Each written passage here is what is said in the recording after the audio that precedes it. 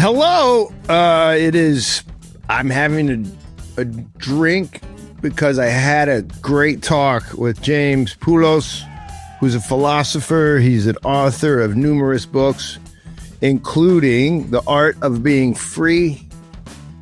He's got a great show called The 0 Hour. New episodes coming out this year. I bumped into him again and again. He's an interesting character with a beautiful pen. He writes wonderfully. Today, he walks us through this thing called technology, and we figure out a lot about it. You know what? It's never just going to be clean. There are no clean answers. And that brings me to this drink and to our sponsors. There they are. I'm holding it up. Conrad's Jerky Company in Pennsylvania. That's right. They sponsor us.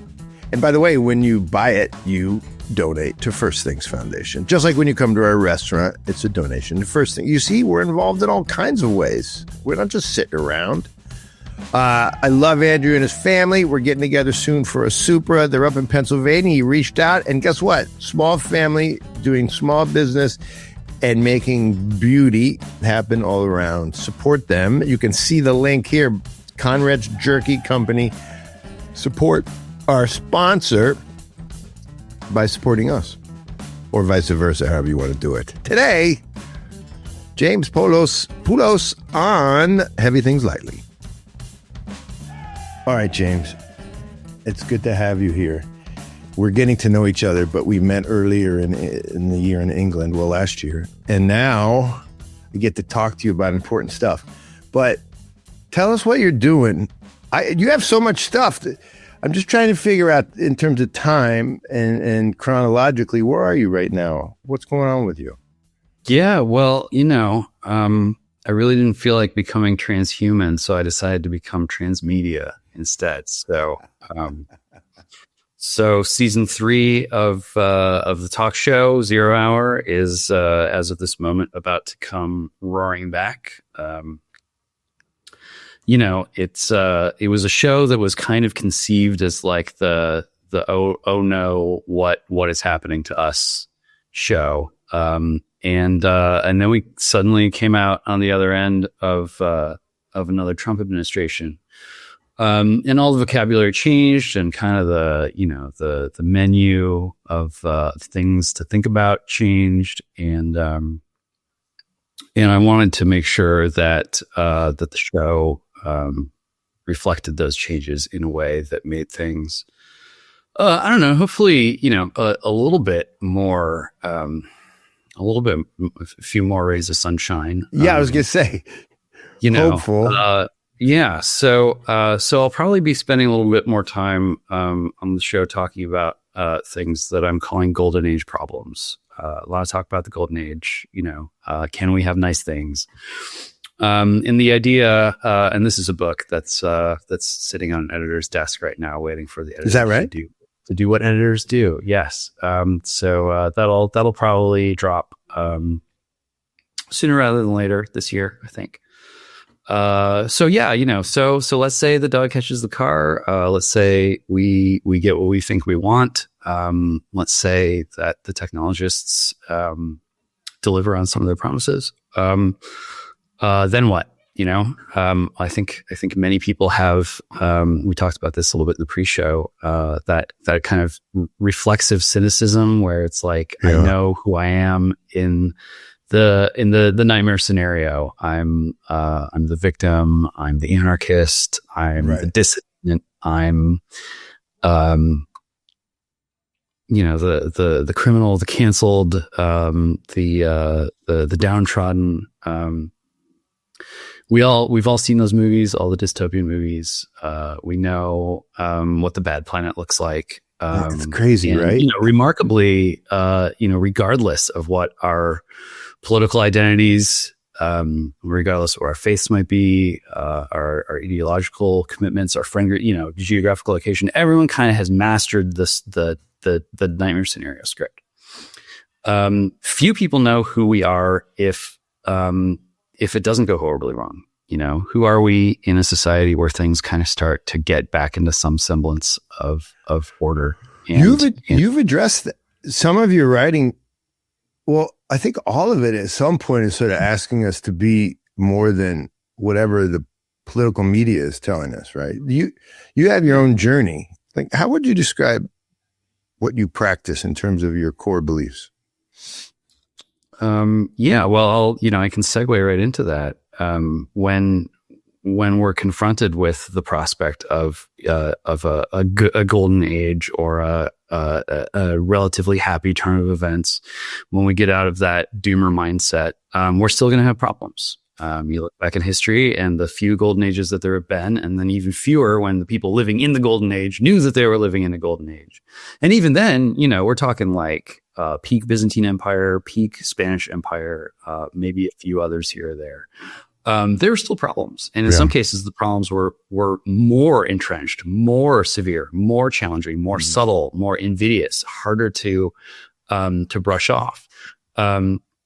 And so I think we're really headed into a time where, even the best case scenario is going to be one where we need to get better at spiritually discerning the kinds of problems that you can't just innovate your way out of existence. Mm-hmm.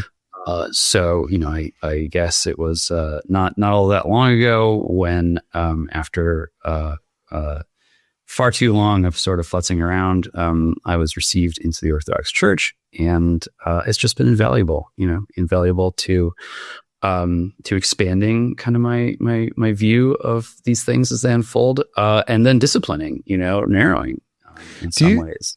It just, as you have an idea doesn't mean it's a good idea. So just kind of tightening that up. Do you have, so you have this pattern of being in the media, like you have great books and insight and you're a philosopher.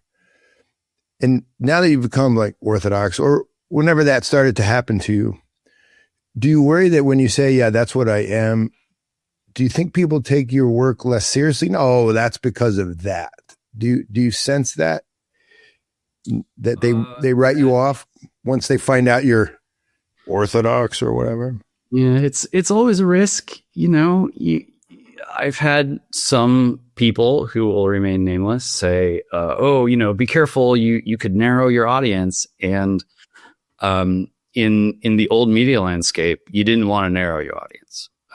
In today's media landscape, even some of the most relentlessly secular kind of analysts or industry people in the media space are like, you will not break through unless you first niche down is what I call it. So, some of that is, a bad thing. The internet is very relentless at just creating a sort of taxonomy of all possible variations and then trying to find people to sort of fill smaller and smaller cubby holes. It's just kind of a pigeonholing machine. And that's not ideal, because niche down. That's so fascinating. Yeah, right. And in other ways, this is kind of like what happens to identity politics. Well, it can be sort of flipped into this sort of economic system instead of a political system. And the way that you kind of survive and categorize yourself is the thing that unlocks economic opportunities for you is turning yourself into like a member of this little, it's bigger than a polycule, but smaller than a clan, and that's kind of who you are. And the more that you are that, and the more that you perform that, the more legible you are to your own people and the people on the outside.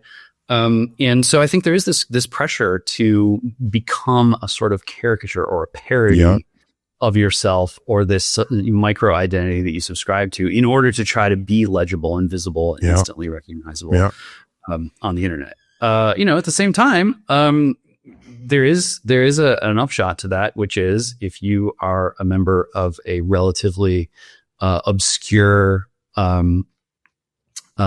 church tradition, it's growing, Orthodoxy in America, thank God. But many people are sort of like, is that the Russian thing or the Greek thing or whatever? So it doesn't have the kind of whiff of irrelevance to it that maybe it did, even 10 years ago. Well, because of the internet, I think. Well, it plays a big role. Yeah. Partially anyway. But it helps to have a ancient lineage. It helps to actually go back and be able to say things about your church that are, 1,500 years old, 2,000 years old. It's a weird combo of being brand new and really old. I find that I was doing a super last night, dinner for a new guy who's going to Columbia for us, and his people were Lutherans.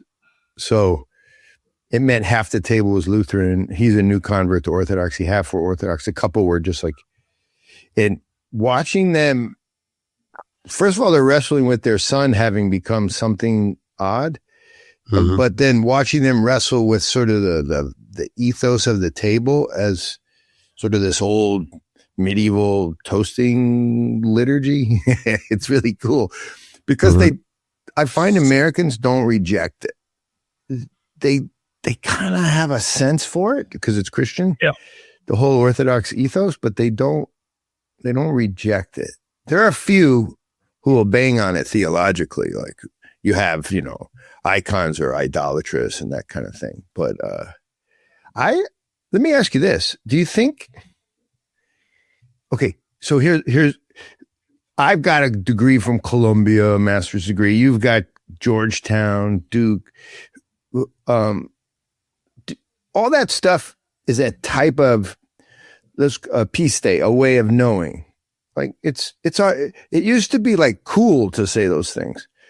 Now I'm like inclined to go, yeah, maybe I went to Columbia a little bit. Yeah, I did. Okay. And also, I'm a convert to Orthodoxy, and that's actually cooler now than sort of citing my credentials. Are you finding that as a public intellectual?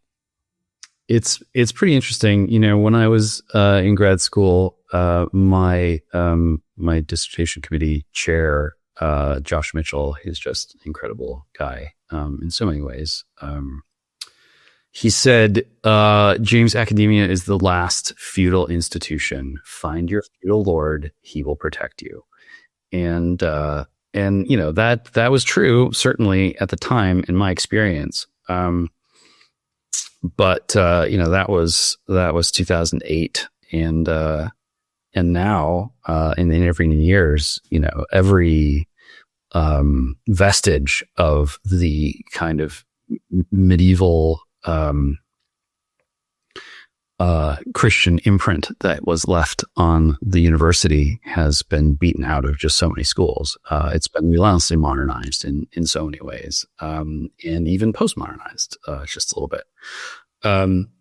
But it's been interesting, it's been interesting to see feudalism sort of return to society. Yeah. And for many people, that's like a scary thing that they don't understand and has connotations of, being reduced to a status of serfdom, of benighted ignorance. The Jeffersonian spirit in America is very uncomfortable with feudalism and anything medieval. But if you read your McLuhan, you will see that digital retrieves the medieval, and it doesn't have to be that scary.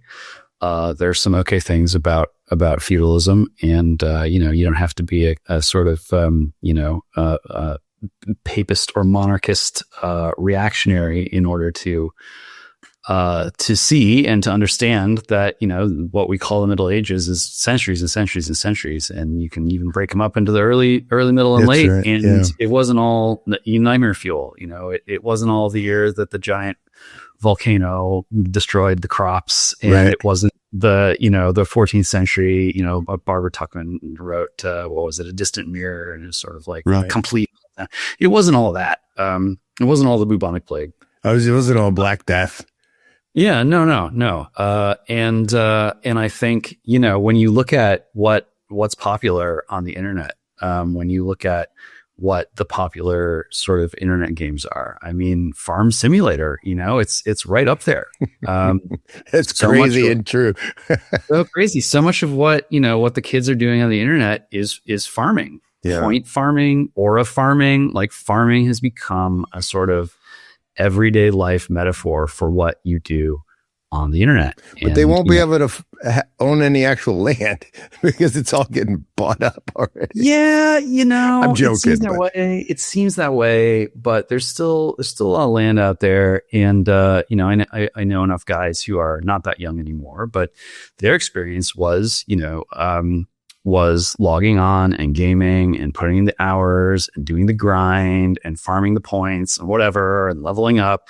And then starting to realize, like, I could do this in my real life, and what would the rewards, what would the benefits be if I did that? Yeah. So I would not be stunned if some of these Gen Zs and alphas got a thought in their minds or in their hearts that said, like, maybe farming for real, why not that? I see it all the time because of this dinner we've gotten involved with as per our work at First Things.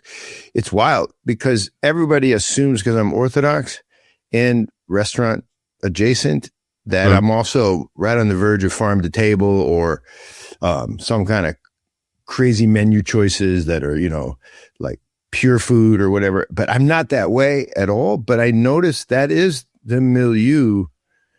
That is where people want to go. They really, but let me ask you this. So you've written about the Tocqueville and let's call it the farming century of America. Cause let's just admit the 19th century is like the farming century, but we were a coherent community. We were really maybe decentralized compared to after the Civil War, but the United States could claim to have been, farmers and commoners. And so do you think right now that there's a tug back toward that, not only because it's romantic and it's also probably healthy, but also because there's a fear of tyranny? Like, how are you reading the politics with Trump? Is he becoming a type of kingly figure because we're already that, and then he's reflecting who we are? Or is he going in a way where we're not going? We're like, hold on a second. Or do you even think he's not that kingly figure? How are you reading our politics given that kind of context?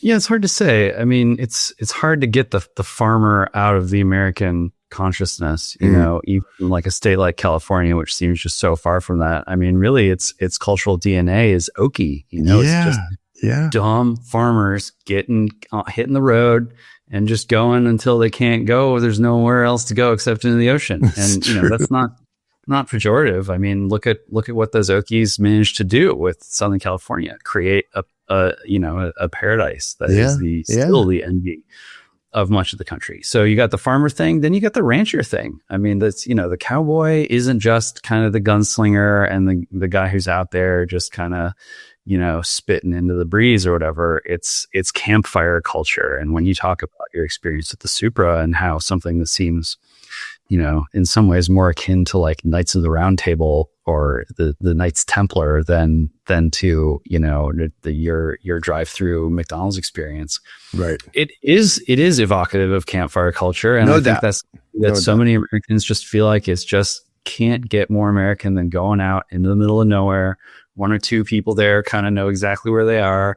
You're getting loud, you're telling stories, it's very oral culture. Someone's got a guitar, you're shooting things, you're throwing things into the fire that shouldn't go in the fire, and you're having a great time. It's true. So that's all, it's hard to get rid of. And it's ironic, when you think about all the commercialism that swept so much of that kind of rural experience of leisure, hard work during the day, and then leisure at night. So much of that stuff, so much of the brands fell back on royal metaphors in order to sell their products, Donald Trump included. You think of a guy like Don King, or you think of like Burger King, or you think of like in New York City, Papaya King was like such a big deal for a while that they had a secret speakeasy that you could only access through the back of the hot Papaya dog speakeasy. Yes, that's true. Right. Yeah. And the auto dealerships, the king of this, the king of that, the king of Queens, like so much of that monarchical stuff. Or you think of like Louisiana politics, the kingfish, Like all that stuff is very much in the parlance of even high modern America. And you're seeing Donald Trump really just step into that and inhabit it.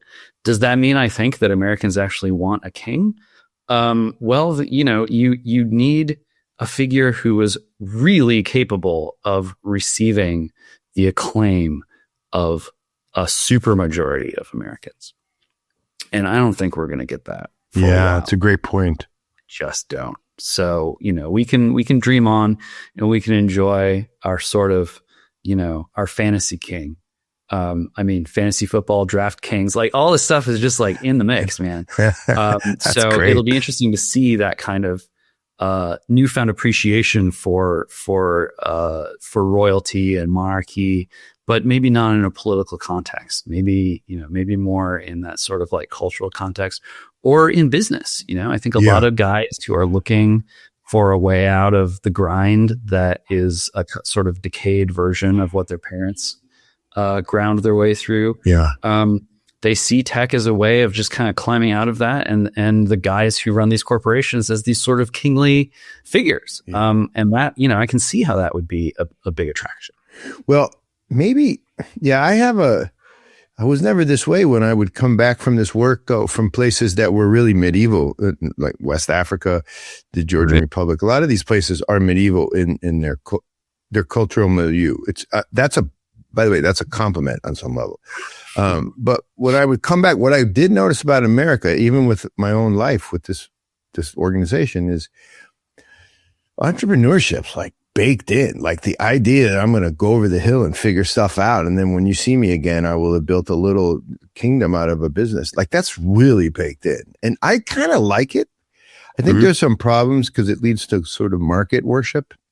On some level, the Chinese, the Han used to say the merchants were dangerous because they had no allegiance except for to margins, profit margins. So they're scary people on some level because they're acquiring power and have maybe no true ideological direction. But when I come to the States, I feel that freedom. When I come home, I do feel that freedom. I wonder if you think, do you think that tech will allow for more small business? Let's say let's call it freedom. Or where is it going right now? You've written a lot about it. Like, is this tech is it just like the same as the Babylonian tech that we had? Or, in the sense that it's dangerous in the same way it was, 4,000 years ago? Or can it really afford a freedom for us? Like, is it good? There are always perils, and many of them are the same, the same gosh darn perils that they were 4,000 years ago. If you build the Tower of Babel in 2027 and expect a different result than the one that was built the first time around, don't be surprised if you get the same result. So what has changed, right? What has really changed? And I think the answer to that, I've given a lot of thought, maybe too much thought especially over the past year, to this question of like, well, but what's really going to happen? You study this to what is really, and people really want an answer. They want to know if we're going to hell on earth or heaven on earth. And I think it's very important to just resist both of those desires. The desire to either, I know exactly what's going to happen and that's a good thing, or that's a bad thing. America is unlike other countries and other civilizations.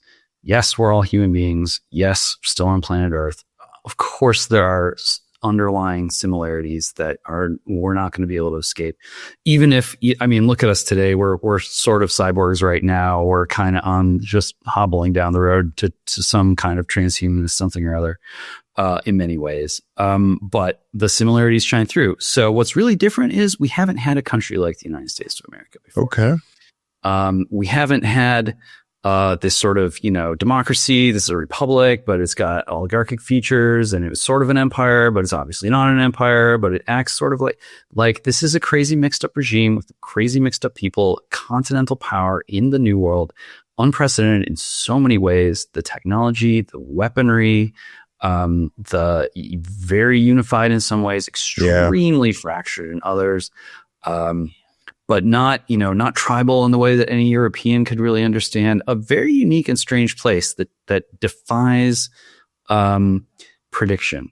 America's very open to analysis, especially to French for some reason. Tocqueville did it. Jean Baudrillard just brilliantly, updated Tocqueville. Paul Virilio, René Girard. I mean, it's a long list of these French guys who just kind of saw what was going on in the 80s. And here we are living in that world. Nevertheless, it is very hard to predict where exactly we're going to end up in 5 years. Are you hopeful? Is this what this year has been about? You have to be hopeful, right? You always have to be hopeful. And a huge part of hope, I think the most difficult part of hope for many people, and sometimes even for myself, is trusting amid the uncertainty, at the point where you apply all of your faculties, all of your experience, all of your reason, all of the tools at your disposal, your network, your experience, whatever. And you're like, it's not like there's some fate out there that's waiting to be discovered. There's always hope. There's always free will. And God is always in control. And when you put all those things together, I think we just, it's really going to pay dividends to accept the fact that we do not know exactly where we're going. Okay. So here's the deal. You help me. Okay. Because, well, first of all, let's make a toast. I don't know if you have a drink. You can fake it if you do. Obviously, it's just pure ouzo right That's here, perfect. Right? That's perfect. Because I forgot, I didn't forget to make a toast. I just want to. Because you helped me, brother, because I love a good spiral. Like, I could do it. I'm kind of happy about it. I kind of want to make all my spirals into a comedy routine because in the end, they all kind of land and they're dark and funny. But what you said is truly Christian. I was just listening to the Synaxarion for Saint Seraphim of Seraph. Mm-hmm. The guy gets beat up to the point of death, and he's like, "Yeah, it's a good thing. I'm going to grow from this." And he spends the rest of his life basically in heaven, like while on earth, and transporting himself in ways that are like no one could understand. Uncreated light just shining. So why wouldn't we be? Thank you for reminding me with your spirit there. So toast to something like, it kind of doesn't matter. God, we'll be okay, or we'll choose to rely on our dumb human reptilian brain. How about that? To being okay on some level, to hope in this country. That's right. Go more Jules. And of course, that's not to minimize thank you. Extreme anxiety and dismay that so many people feel. Trump is gonna disclose the aliens. They're actually Nephilim. They're actually sea demons. Yes. They're, it's over for us. Galactic Federation, it can be. It's a lot. You don't need acid in 2026 to go on forever. That's really psychedelic true. Experience. The kind of experience that until recently you could only enjoy as someone who was kind of performing a psyop on someone, or someone who was on the receiving end, and now that's kind of everyday life. And that's a mess. But how old are you? Can I ask that? Am I allowed to do that? 46 years old. Yeah. So I got 10 years on you in a little bit. And isn't it crazy how, if you had said these things in our youth, I'm talking like youth, when we were 10 or something, or 15, like that, it's just like a joke. I mean, it was a flat world, and you were worried, like, Reaganomics. It was like, that was like the hot topic, and I'd be like battling over Reaganomics in my freshman year in college or something. And it was, but now, you can just brought in the sea creatures, you brought in, the Nephilim, and it seems possible that this is all possible. Yeah. That's medieval mindset too. Yeah, that's true. And I think so much of what the pain that is being experienced is, one version of the American dream was that it would be, high noon in modernity forever. Yeah. It would just be peak modernity. Yeah. And it would just be the lamp of reason and incremental, unidirectional, cumulative progress, linear time, ancient hatreds. That's just, stuff. Got rid of those. Dustbin of history. They can never come back. The boogeyman no longer exists. And it's this kind of delightfully disenchanted world where, everything is kind of additive and numerical and we all live happily ever after. And technology has now advanced to a point where philosophy cannot acquit itself of the charges of irrelevance that technology is beginning to mount against it.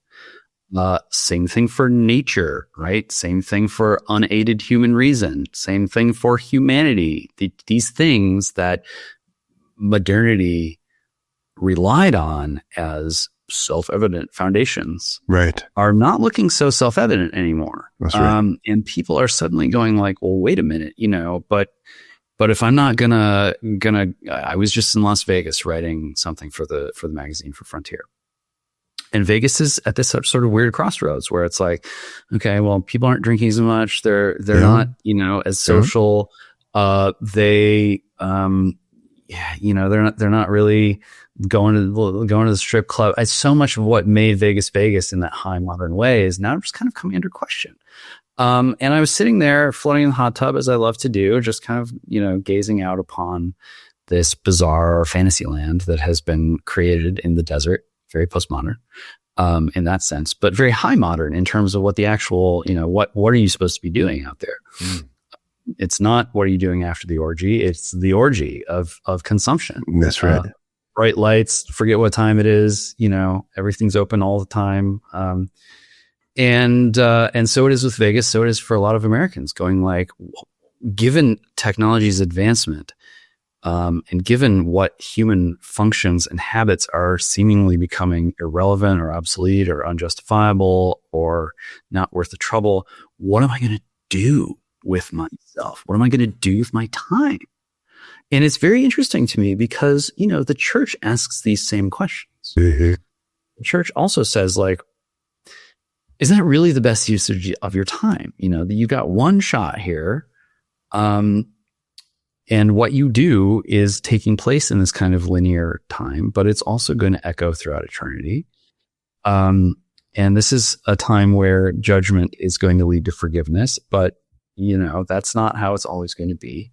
So are you really going to just kind of lose yourself in labor that gets you money maybe, but doesn't get you spiritual treasure? Entertainment that seems fun at the time, but you kind of forgot even what you were doing and what it felt like.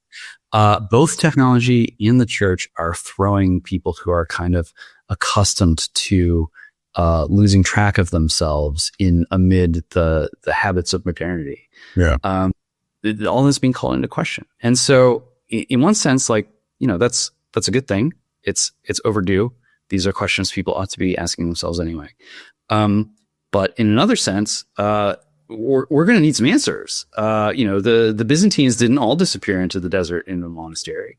The Spanish, during their golden age, people still did things, lots of different kinds of things. And if human beings don't do a bunch of different kinds of things, the uniformity, conformity, standardization to excess never works out very well. Right. It's good to have that kind of that spiritual diversity. It's a beautiful way to think about it. Somehow, in some way, despite the technology, despite the bigness and globalism of it all, there's still just going to be human beings on a given day interacting with one another and choosing to act. The most human of all things is to sit together. They did that always. And then in the sitting together, it's like seed and soil, something was born. It might have been something simple, but spiritually edifying. And that's going to be there on some level. Even unto death.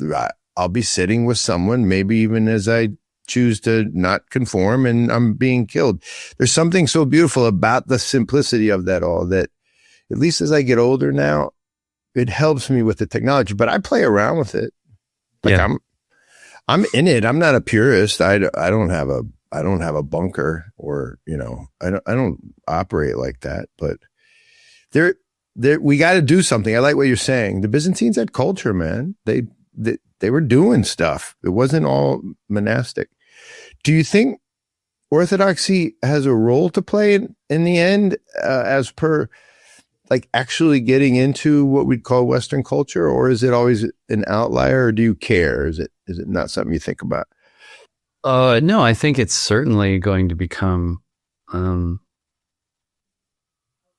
let's say, very helpful to people who understand that they're disintegrating because of the identity that they inherited and are looking for a way to reintegrate themselves. Yeah. The thing that I'm most concerned about, since we haven't really talked about the oogie scary stuff, one of the things that size scares us. Yeah, one of the things that our technology does really well is simulate. We're building these sort of automated simulators. You can prompt them and they can simulate very well.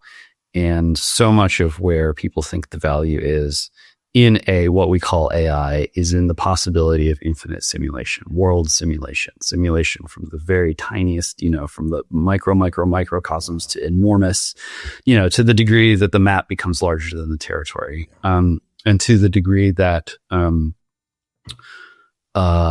is like one of those U2 songs, right? Even better than the real thing. That's kind of the anti-holy grail is not looking for, for the life-giving spirit, but looking for something that's even better than the real thing, even better than salvation, even better than the church. And where tech can go very wrong is in the direction of simulating what it is that the church provides and what it offers. That's helpful.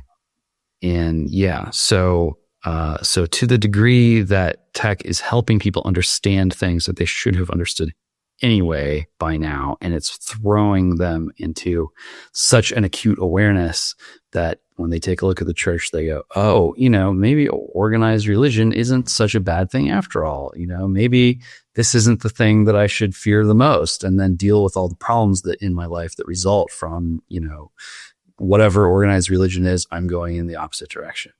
That's good. But to the degree that tech becomes a kind of super alternative to the church, a kind of mirror of the church that says, hey, it's going to simulate all the great stuff about community and feeling good and improving yourself and, not doing things that, some like mean person wants you to do. And, it takes your feelings seriously and, brings people together, and you can, radiate this incredible light. But, it gets rid of all the bad things, all the struggle, all the suffering, all the asceticism, all the just like, having to put up with your neighbor, having to love your enemy, having to, accept that you're going to get older and maybe not look the way that you want to look anymore. Like all that. Right. We'll fix that.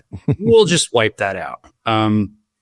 That is where you do, I think, get into the more apocalyptic territory. And I would like for all of us to make an effort to, to have nice things in the sense of finding the balance, finding the harmony, understanding the wisdom of, that little word symphonia, which is usually applied in Orthodox political theology to church and state, where the point isn't to have a strong church and a strong state, it's to have a healthy state and a healthy church. And when you have healthy church and healthy state, one doesn't eat the other.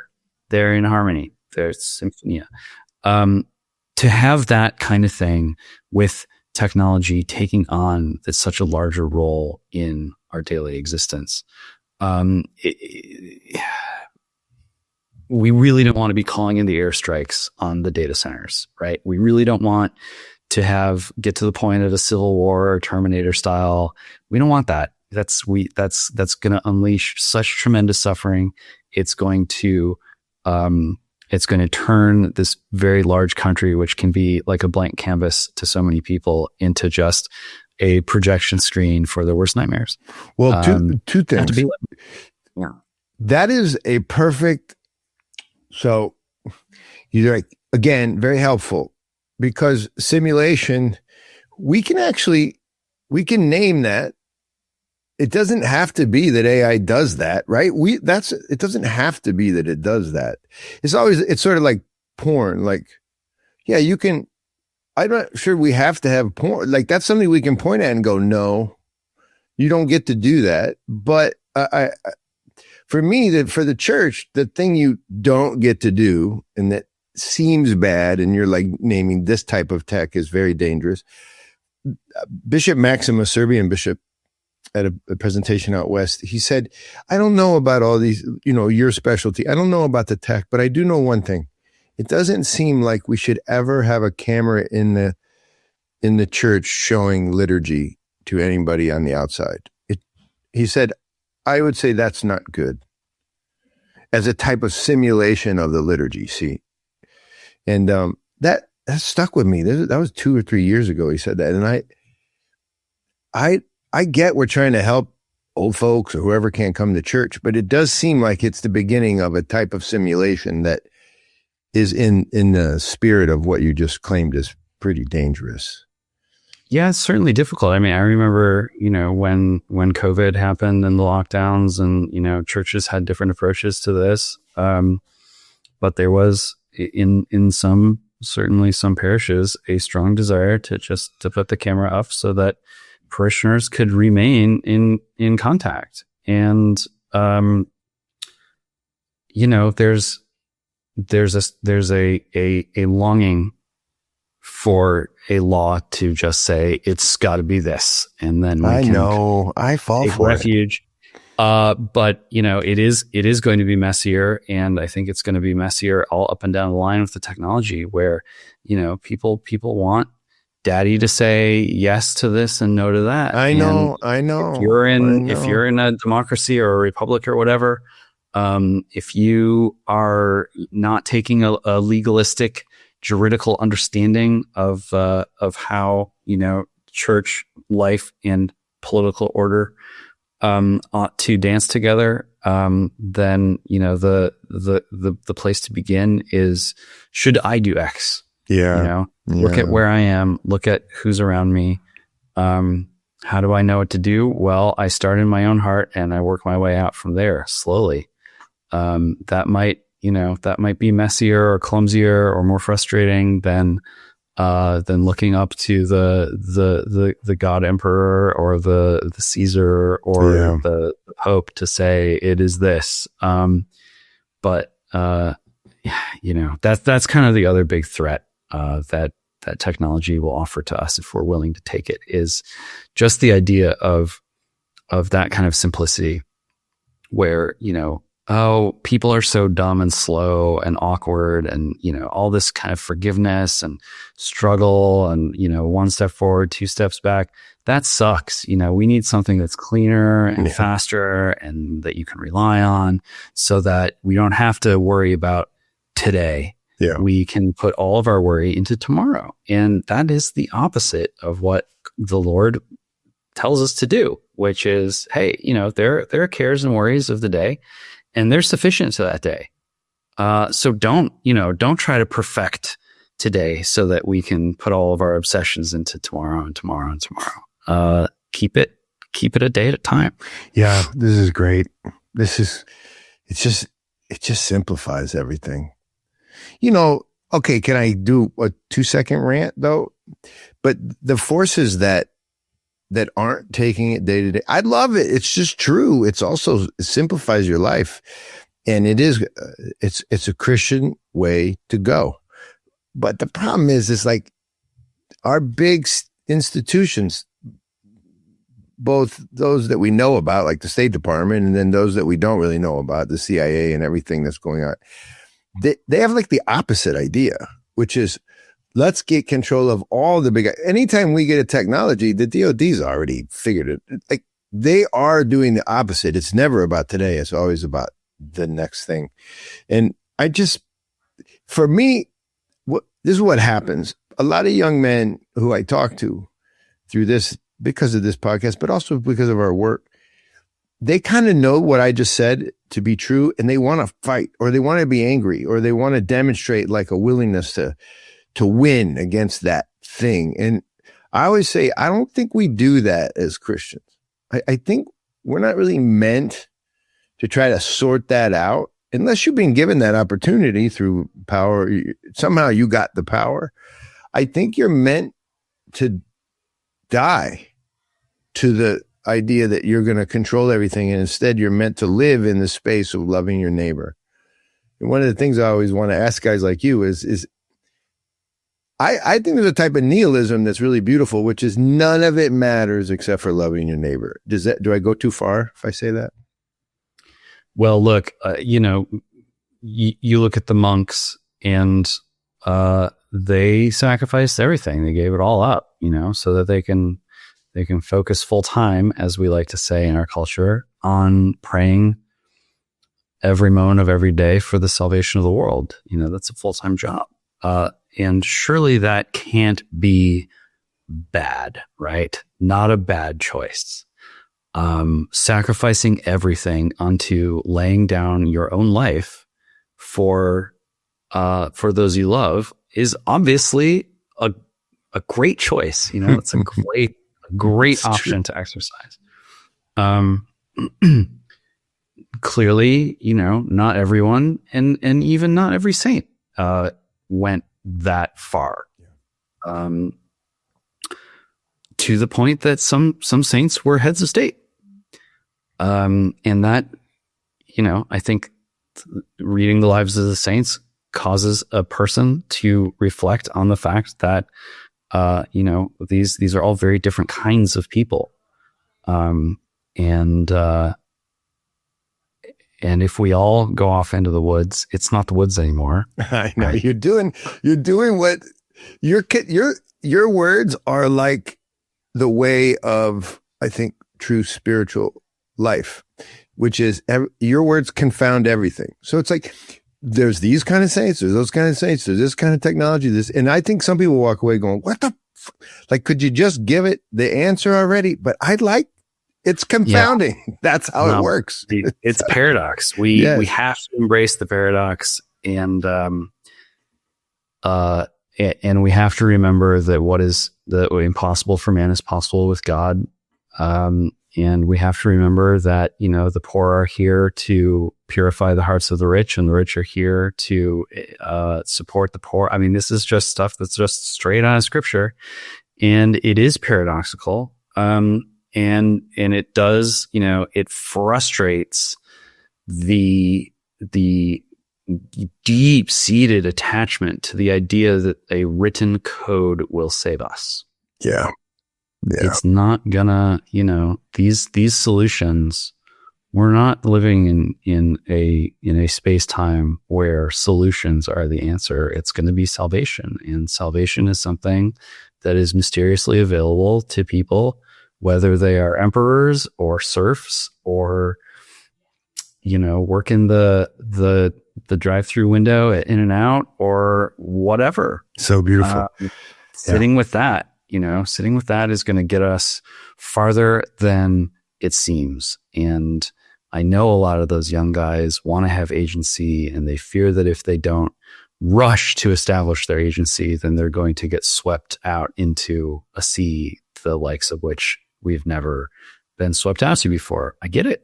But also, what you said is true. The executive temptation, the temptation to think that if you're not executing, then you suck, you don't matter. Yeah. You're a pawn in someone else's game.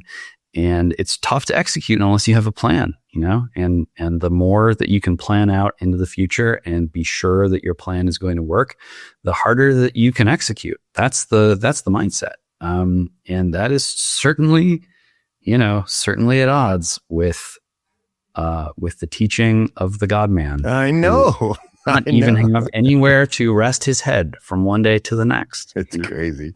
It's so beautiful, but the temptations are everywhere. There's a rumor going around because you're a Greek guy, right? Half Greek, so even your half Greekness, because somehow it's happened to me too. I'm a quarter Greek. Whenever I say half Greek, my wife always says, "Look, man, your mom was Greek, but your dad wasn't." I'm like, fair point. But there's a rumor going around because of your Greekness and the law that all Greeks have to at some point be either own a restaurant, run a restaurant, or be restaurant adjacent. This happened to you when you had a restaurant in Asheville? Is this you, or is this not you? Happy Hill Restaurant? Were you? That's not you? No. See, that's the rumor going around. One of my friends down in Florida said, I think he ran a restaurant in Asheville, but that's not you. What happened is the Greeks in my family arrived into the U.S. around I think 1909. Put down some roots in Chicago, and started a restaurant. Okay. So if you scratch hard enough, it's going to happen. Yeah, scratch hard enough.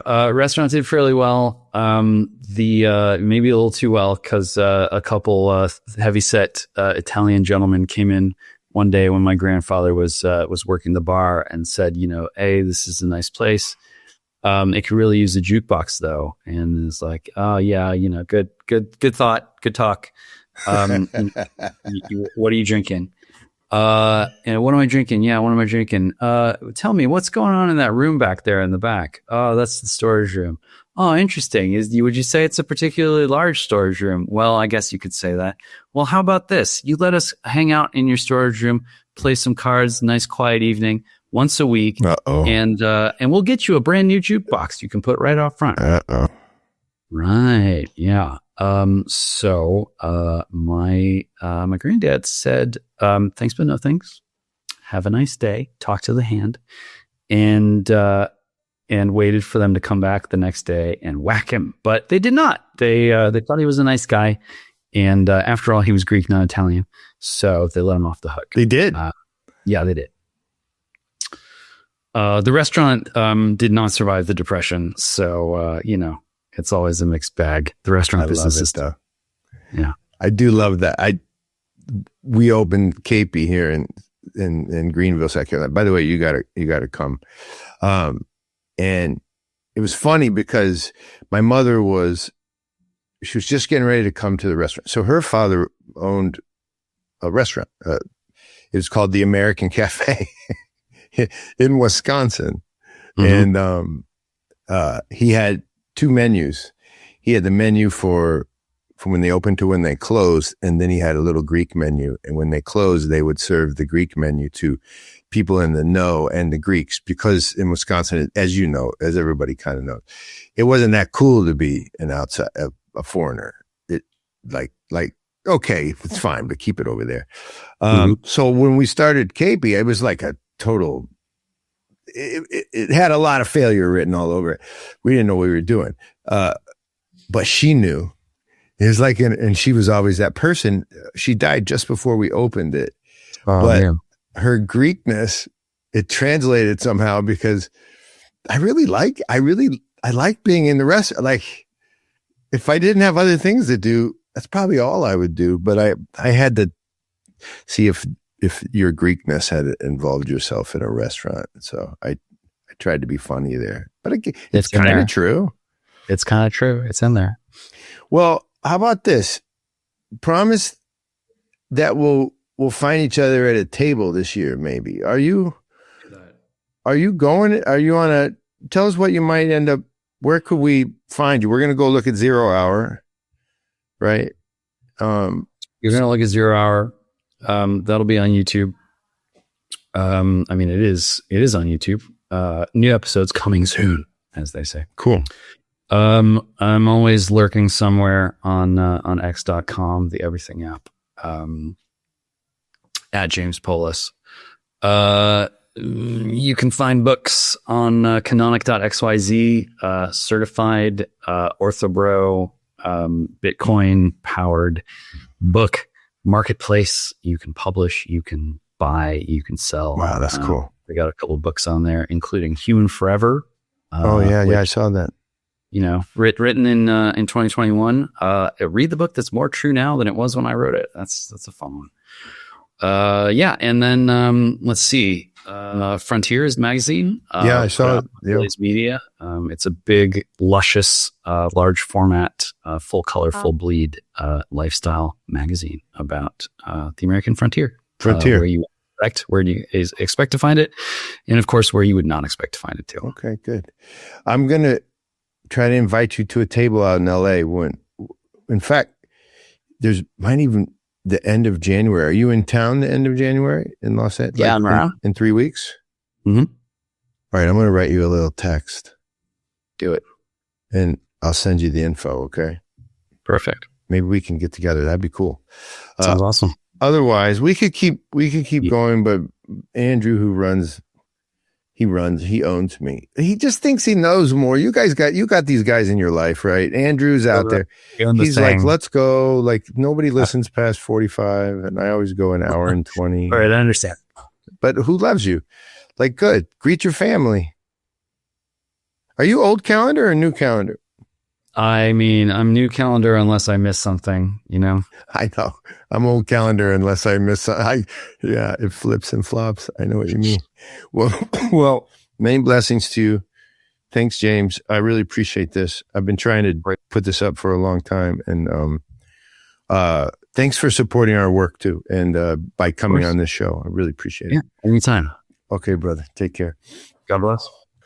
Okay, guys. As I finish up with that conversation, again, it's ambiguous. Here's the thing. If you're of the tradition where you because you took Jesus into your heart, you're saved, it doesn't feel ambiguous to you.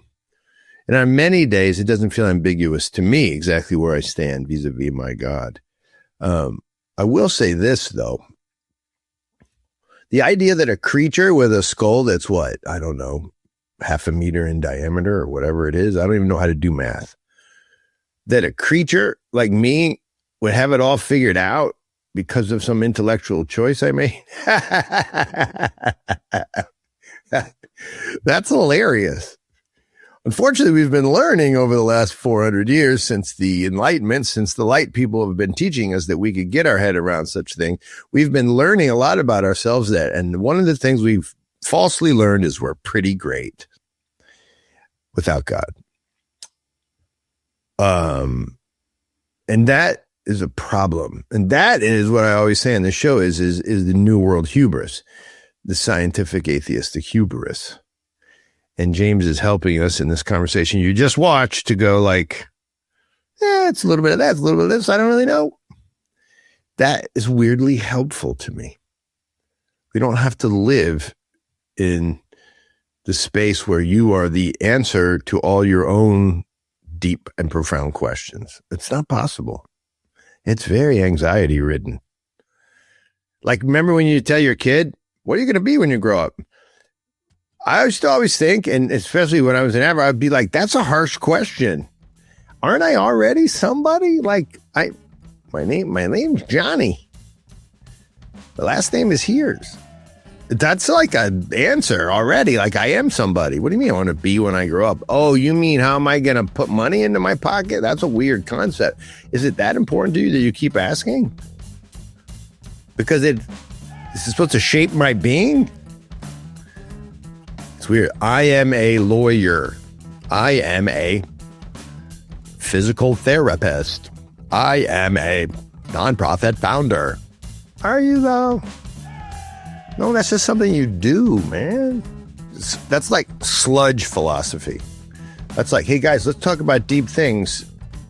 That's not that deep. The deeper thing is what is it that's in my nature that drives me toward meaning? Why do I have such a thing in me? Doesn't seem like the praying mantis is doing that, or it doesn't seem like ants are Even my dog's not doing that at all. My dog's like, Just wanna find a way to please him. which is a beautiful thing. But meaning? I don't. Anyway, James is helping us with that. It's so good to have him on. I also want to drive you toward meaning. Maybe you need to get outside of yourself to see yourself. That's travel. If you ever want to travel, I suggest you travel to the places where we work, and Gratitude Travels will help you with that. So if you stayed this long, Gratitude Travels, this means that you have to do something, because this is a spiritual moment. Gratitude Travels, our friends Jamie and Amy, they take you places, and I hope you'll go. Jamie and Amy, Gratitude Travel, it's in the name. They're thankful, and they donate to us as a form of gratitude whenever you travel with them. And they donated this year, and it's working. Travel with them. You can find their link in our show notes, or you can just look it up. Gratitude Travels, Jamie and Amy. In South Africa, they're good at safaris. That's what they do. That's their expertise. If you want to go anywhere in Africa, they got your back. But they also take you to Georgia, and where our guys pick you up. My guys, meaning my good friends in Georgia. That's another way to travel. Amy and Jamie, Gratitude Travel, please check them out. Much love. See you soon on Heavy Things Lightly. Gamma juice.